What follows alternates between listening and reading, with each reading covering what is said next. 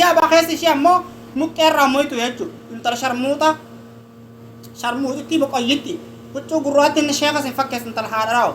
Gubbaa halkan hundi hijaaba kana matarraa hudduuttiif galabbattee tettee fittee kati fittee abattartu warra hijaaba kana jechuudha kan. Wallee sharmuuta nadhoo asirraa sharmuuta waan amaan jettu tanarra nadhoo fuula agooggattee hijaaba naqattee yaatana jechuudha harka quballee sabtu takkuma gabbaatiin quballee fi darbitu tanama arree laftu arranni ishii taatu lafee si cabsa. Salmaanni ishii harka hudduu matarraa ol qabattee akkatti quba caloo ofi goote jechuudha. Binti nasalii binti naqaa'idha maqaan ishii. Binti natti kuchiisii binti oliin naqaa'ii binti gadiin na taa'edha. Sheekuma nafin maashaallah warruma jannataa jechuudha ishiin hoggaa hoggatti uffattee deemti. Arranni ishii sin jettu huccuun qayyarattu xuriin miicattu sin jetti sanuu bara. Wallahi xuriin miicattu sin jetti bara. Bukuwaan tun. Xixiqqoo ishee shikkoo arraba donqooroo nama rafte arraba donqooroo. Faatee ajuuza kan arraba ishiin nama raftu lafee tana si cabsa jechuudha. Faatee mutawwaa hijaaba naqattee yaatana ni donqooroo akkuma dukkaneeffatee deemtu kanatti keessa ishii dukkana jechuudha. Gubbaadha dukkaneeffatte malee keessa ishiidhaa ishiin cilmaadha jechuudha. Wusha. Yoom takkaan agartan gara dhaabbatatti hudduu sin sala warra balkaa ba'an. Habiibiyaan dhiyootan amma inumaa samoonni kan arrabnatti baay'ate warra balkaa ba'a. Arrabnatti baay'atee idduun geema taphatu deemu san sadaqaasan dhabajee arrabee akkatti hudduun na dhaawattu kana jechuudha nama arrabsuudha. Sadaqaasan dhabajeen dhiisee jechuudha. Sadaqaasan yoo namni dhaawwate faan beeku hojjetin arraba akkatti hudduu tana keessa waan nyaatan nama arrabsuudha jechuudha. Obsee. An Oromoon tuqqaata na kafarsiifte warra balkaa baasilaa namni dura kara warra Yesuus deemu ana Oromoo dura.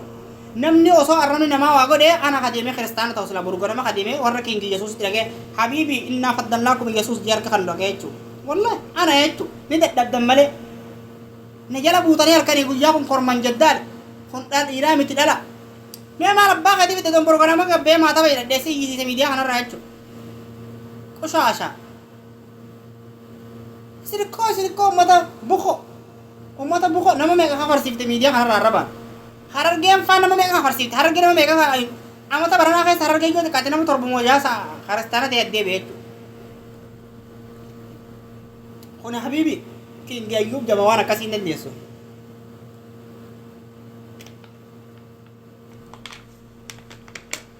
Na kafarsiisuu hin dandeessu cinqamtee firaa hudduu si dhukkubdee dhiifti malee.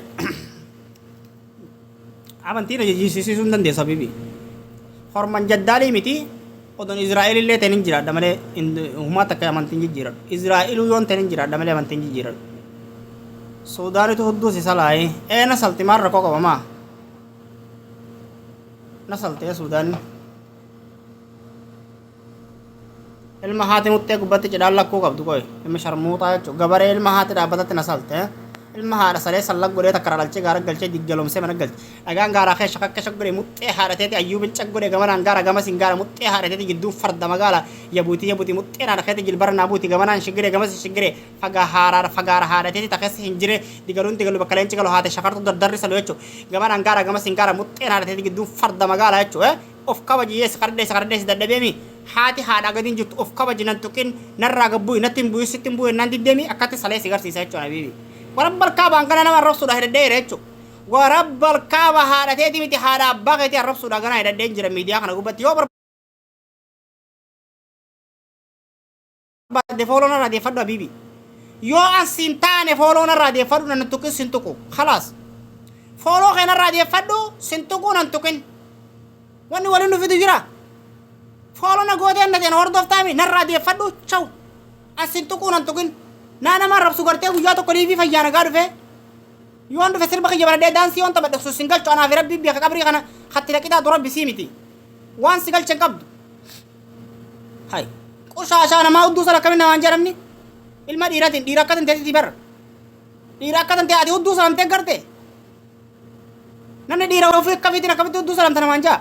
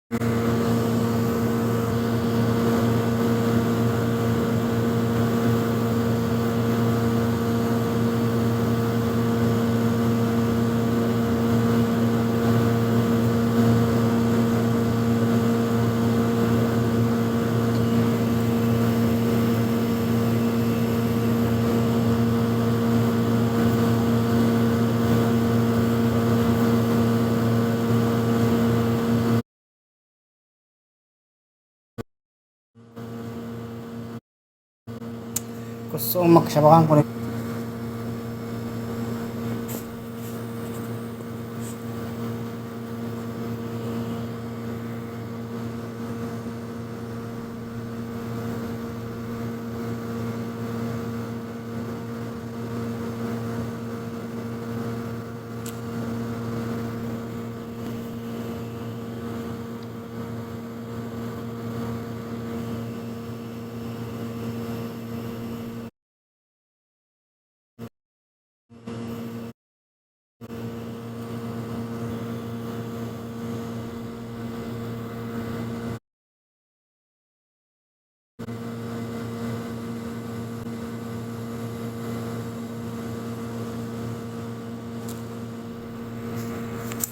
Yalla nagambula ya kisha bakano di dia ma araw siya bakasan tubudan niya tubudo.